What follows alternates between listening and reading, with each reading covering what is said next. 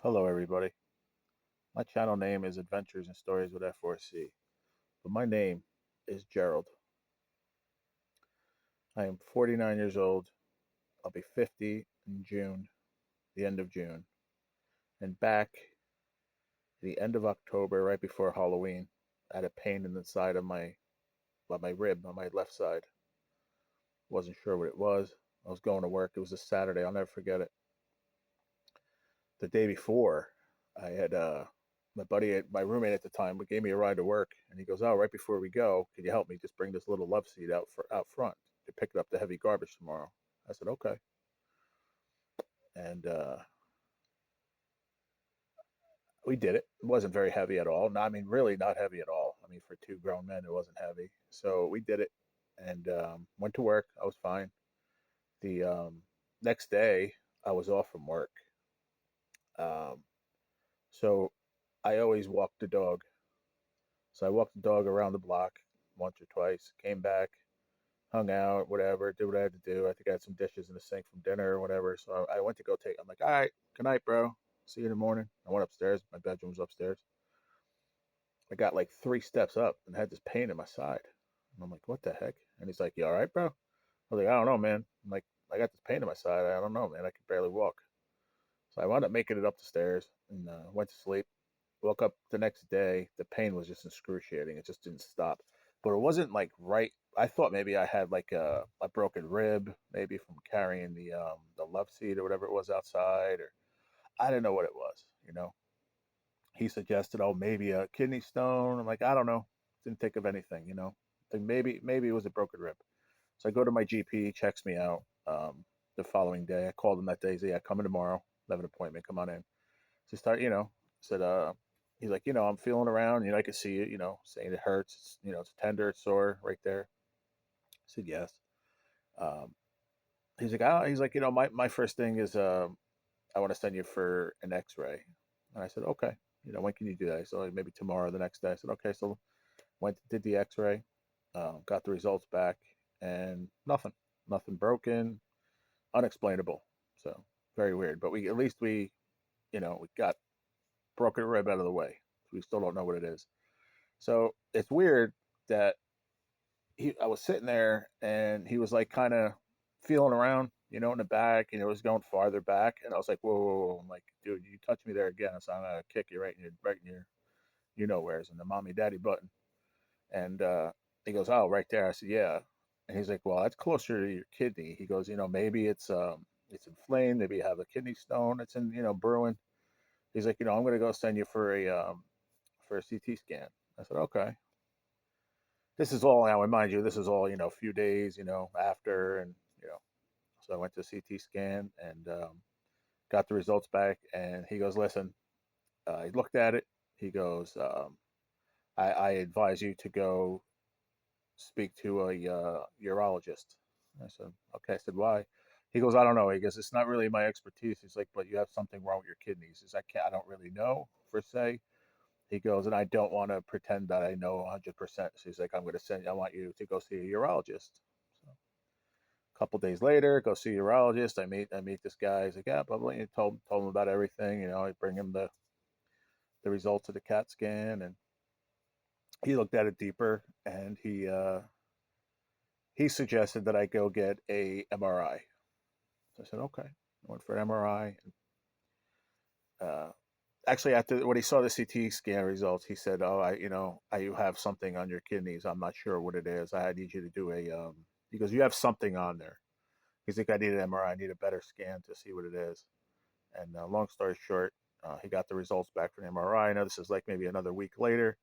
I'm in pain. Uh, they gave me nothing for it, or no, wait, I think he gave me like Tylenol codeine or something. I don't even remember. The GP gave me, and I was like, that's probably finding out what it was later was probably the worst thing, but it wasn't his fault. He didn't know. So, long story short, he calls me in. He's like, listen, if you want to bring your family or whatever, I'm like, oh, this isn't going to be good. And he said, yeah. He's like, you have tumors on your left kidney, like 90% covered. And I was like, what? I'm like, what is that? He said, well, that's cancer. And I was like, oh shit, like mind you, sorry, I might curse a few times. I apologize, but took the life out of me, and my family, my mom, dad, my sister, we're all there, my brother, and I was just like, I don't understand, and mind you, this is a year later. I'm telling you this story in a little over a year, and I still don't get it. But um, turns out that my left kidney was 90% covered. It had spread already, metastasized. So it was called renal cell carcinoma, which is stage 4 kidney cancer. So it had metastasized to my right kidney. There was some tumors on my right kidney, on my 2 lymph nodes, my liver, and my left rib cage. So, maybe maybe you don't know, heard stories, but I promise you, going through it, it was probably the worst news I ever had in my life. Not probably, it was the worst news I ever had in my life. And I wasn't, I felt like I was, I don't know how to put it, but I thought this a few times. I felt like I was out of my body watching myself, or I was like living in a dream or a bad dream, a nightmare, or whatever. And it just kept going on and on and on. It didn't stop. Um, Before I go on, I just want to say that I'm not doing this for any kind of sympathy. I do not complain about my sickness. I just deal with it and I go on with life. And I just want to do a little bit for more awareness. And I have, in the last 6 months, 8 months, I have a lot of new subscribers. So I really want everyone to understand the reason why they hear, if they come into the live, just even listen in the background, the word treatment or the word IV room or tumors. Like I want people to understand why. And so so we got the news and said, okay, went home and they said, listen, you can call this number, try to, get me in contact with an oncologist team. Now, between that time and the time I actually talked to the oncologist, I wound up having some bowel issues. So I wound up in the hospital for 11 days with bowel issues and more just pain, more pain, and just very bad bowel issues, which don't not sure what they had to do with each other. To this day, we still don't believe it had anything to do with cancer. But anyway, I was there for 11 days and we wanted to do a lot of scans. I wound up meeting my oncologist, who was my oncologist today, a year later. A wonderful, wonderful gentleman. I'm not going to say names, but a wonderful gentleman, a very, very good oncologist, and very well known where I'm at here. And I met him for the first time, and he explained to me what these next words I never heard in my life. So, immunotherapy. Now, I messed up the word. I couldn't pronounce it for the longest time. I don't know why. Just because I've never used the word, I never heard the word, and every time I talk to him, like, I don't know what that whatever that is, right? So he goes, listen, want you to get better with this bowel issue, and then, I'm going to keep coming to see you and I'm going to explain to you. And um, I think it was about 4 days before I was going to be released, 4 days before I got released. I told him, I said, listen, Doc, I really don't want to go home just yet. I have some issues outside, where I live, which I won't get into. But I said, I also just don't feel well enough to go home. And just I'm just putting that there because that's what it was. So he let me stay a few more days. He just like, listen, if you're here, we're going to do more tests.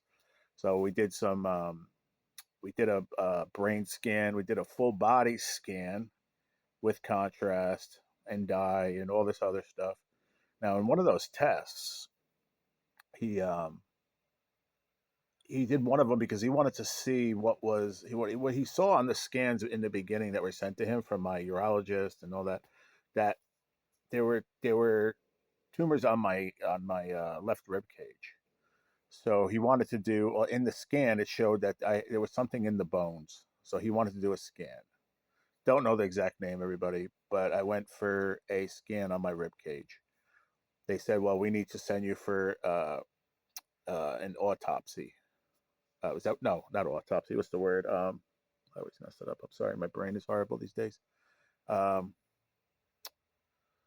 Well, they first of all they gave me long needles, like I don't know, 5 6 inch needles into my rib cage, like four of them, and biopsy. That's it, biopsy. I'm sorry, I always get it mixed up. I went for a biopsy, so they gave me these four long needles. Went in, they had to get stuff from inside there to check it in, and long and behold, that was when they told me the extent of the cancer in my rib cage. So I might have forgot that earlier. I'm very sorry about that. But so I got out of the hospital after 11 days. Got home. Long story short, I had to leave where I was at. Moved where I'm at now, which was a great thing. Got some rest and um, oh, but before I left the hospital, he told me about the immunotherapy I was on. I'm sorry, I got sidetracked myself. Everybody, I'm sorry. But the immunotherapy. So that word I use a lot in my chats too. So what that is the kidney cancer I have, the renal cell carcinoma. You cannot do chemotherapy, regular chemotherapy. It doesn't take. It doesn't do anything for it. Which I was like, really? I'm like, I don't understand that. So I explained it and all that, and I said, okay. So he said, we have this. It was a trial drug that they had, and he said a lot of patients have used it, and we've had very good success with it. And basically, I didn't have any other options. There were other immunotherapies out there, other different companies, but he said, listen, I've used this particular one along with the IV, going in for an IV treatment plus a chemo pill. He's like, the two that I have been using for other patients have worked. I've had very good success, but it is a marathon. It's not a race. You can't expect to have, 100% results, right away. And I said, okay, let's do it. We got to do it. And I had my first treatment in January. I think it was about a week or so after I moved into this new place. And we've been doing it. It's every 3 weeks. I get an IV treatment into my hand. I just had one the other day. 30-minute infusion. It's called Keytruda. And I never, when he told me the name, you have to understand, all that traumatic, with everything, the news. It was just I wasn't thinking anything about that. And I remember seeing the commercials after I was able to remember all that. After my mind calmed down a bit, and so it's Keytruda, which is a 30-minute IV every 3 weeks. And then I take a chemo pill every day. I do take breaks with it from time to time. I'll take a break for, I don't know, 5 to 7 days, and then I'll be on it for 30 days, 21 days, 30 days. It depends. I've been monitoring it. In the beginning, I was doing it straight through, and then we had our first scans, and they came back that it was doing a little bit better. Which we not way better, but we saw a reaction to it, if that makes sense. There was a reaction to it because you could see that some of the tumors just shrunk slightly. You know, like he said to me, basically, he goes, "You can't see it that much on the scans." He's like, "But from me watching, seeing scans, my whole career as an oncologist, I can tell you that I can see starting of change." And he said, "Of a good thing." And I said, "Okay, that's good." I think, "Do you want to continue?" I said, "Yes, I do." I said, "If I trust you, doc. If you're saying this is what's good for me, then let's do it. I want to get better." Which anybody else would say the same thing, I believe. Um, so, like I said, long story. Here we are, just over a year later, and my last scans showed that my right kidney it's undetectable. The tumors are on there, very very tiny. So that's a beautiful thing. Um, it's still 90% coverage on my left kidney, but it's been just about little less than than half, a little bit more than not more than half, but less than half of the tumors are gone. But it's still 90% covered on my left kidney, and then my rib cage is still the same, and the lymph nodes. If I remember, the one left lymph node was slightly shrunken, and the liver all it's the same, but the right kidney was the one that had the most traumatic change, and it was almost undetectable. So that's a beautiful thing. And so we're just continuing to do what we're doing. I actually just had a treatment the other day. I go for my scans this month on the 20th. So I will do an update video on letting you know how the results came back from that. Um, Either way, I will do an update video. It might not be like exactly the next day, whatever, but I will let you all know. I'll give you a video. I probably will talk about it in my live more than I will do a video, but I will do one. I promise. If you're still here with me 15 minutes later, I really appreciate it. I just really wanted to. I've been wanting to do this for a while now, and I got done with my live earlier today. I was doing some stuff around the apartment. I was like, I want to around the house, and I just wanted to sit down and do it. It just felt like the time. So I really hope that, like I said, 16 minutes in. Thank you for being here and listening, and it's just hearing my story. I have a lot of wonderful friends that I've met along the way. Some of them on YouTube. I mean, some of them I knew before I got sick, um, and they're, like I said, some of the best friends in the world. And a lot of them I've never met face to face, but they've been very very good friends, which I call family. And the for I've never done this full story. I've talked a little bit about it, but it's more for um, the newer folks that I've met on my channel. Which I can't believe, just sitting on my couch every morning talking about whatever. I'm up to over 1,400 subscribers. It's unreal, but it really is unbelievable. But just a guy on my couch, you know, yeah, I don't get it, but I really do appreciate all the support from everyone, the new folks, the folks that have been with me, supporting me from day one. Couldn't do it without you. I do this because I love to be with my friends, my other family, um, which I like to put it. You are family to me. You're not my immediate family, but you are my YouTube family, and I love each and every one of you, and I love you being here with me and going through this journey with me. I do these lives. I said from day one, I do these as part of my therapy. If I just woke up every day, had breakfast, and wound up laying in bed all day, what life is that? I said, I don't even know who I was talking to about it. It might have just came to me, and somebody said to me, "Are you still going to do YouTube?" I said, "Yeah, why not?" I said, "If I feel up to it, I'm going to do it." Do I have some mornings where I wake up and I go, "Man, I don't want to get out of bed. I just want to lay in bed and watch NJ." If he's fishing that day, like that's all I want to do. And sometimes I'll just get up out of bed and I say, "Let's go, make coffee, make breakfast, go sit down and go hang out with my YouTube family and have a great live." But I promise you, there's a lot of mornings I don't want to get out of bed, but I do it because I love y'all, and it's part of my therapy. What if I was going to an actual place where I was doing therapy and I missed it? It's not good, right?